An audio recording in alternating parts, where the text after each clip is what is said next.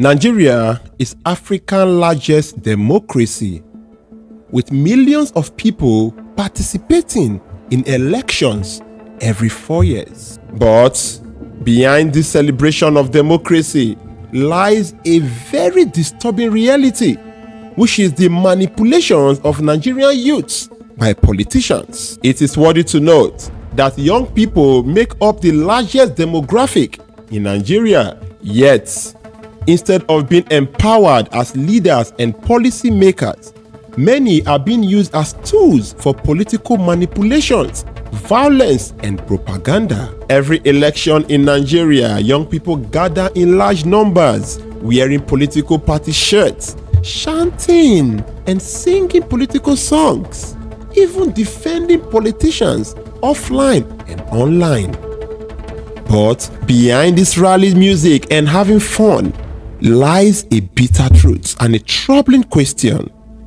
Are Nigerian youths participating in democracy, or are they simply being used as political tools? Nigeria returned to democracy in 1999, ending decades of military rules. It operates a presidential democratic system where citizens vote for their leaders every 4 years. Key elections include presidential elections, governorship elections, National Assembly elections, and State Assembly elections. Since Nigeria transitioned to democracy in 1999, it has conducted elections in 1999, 2003, 2007, 2011, 2015, 2019, and 2023. The body responsible for conducting elections in Nigeria is called the Independent National Electoral Commission, for short,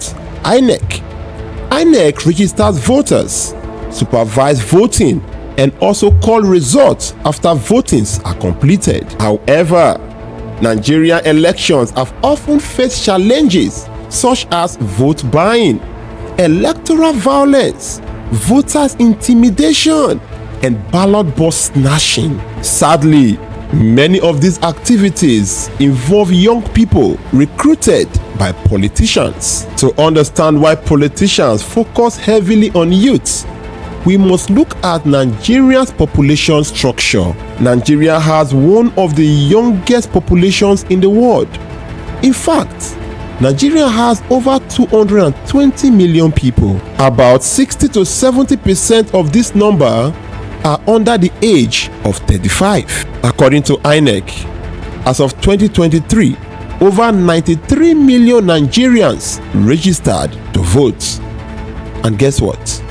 Statistics also show that the highest number of people that got registered were Nigerian youths. This implies that if young Nigerians can vote collectively, they can determine who wins elections. Unfortunately, instead of politically empowering the youths, politicians rather exploit and manipulate them for short-term political gains. One of the most common ways politicians manipulate Nigerian youths is through political thuggery, which involves intimidating voters, destroying campaign materials, attacking political opponents, and snatching ballot boxes. In many cases, these youths are promised money, drugs, and political protection. A report by Human Rights Watch states that after 2011 presidential elections, over 800 people were killed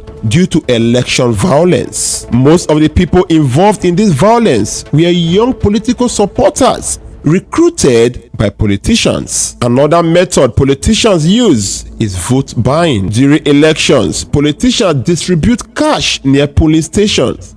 They also provide food like rice, noodles. Noodles, that part's so funny. We have really suffered in the hands of these politicians. They even sometimes provide transport fare. In fact, during some Nigerian elections, voters reportedly receive as little as 2,000 naira in exchange for their votes. This is really sad. These politicians are really wicked. It is worthy to note that most young voters participate in vote buying as a result of economic hardship. Seeing Nigerian youths sell their vote for just 2,000 naira, it is really sad. Of course, we know that the major reason why this is possible is because of the increase in unemployment rate amongst Nigerian youths. According to National Bureau of Statistics, youth unemployment rate in Nigeria is currently on the high side, extremely high. Because of these situations, politicians recruit unemployed Nigerian youths as campaign crowds, political enforcers, or even online propaganda agents. Many of these youths accept these roles just to survive, just to earn temporary income. Sadly, by the time elections are over, these politicians often disappear. Even in some regions, politicians rely on cult groups or street gangs. These groups are mostly made up of young people. They are sometimes armed. They are used to threaten communities, control polling areas, and also attack rival supporters. Security reports have linked several cult groups to election violence in states like Rivers, Edo, Delta, and Lagos. Modern political manipulation also happen online.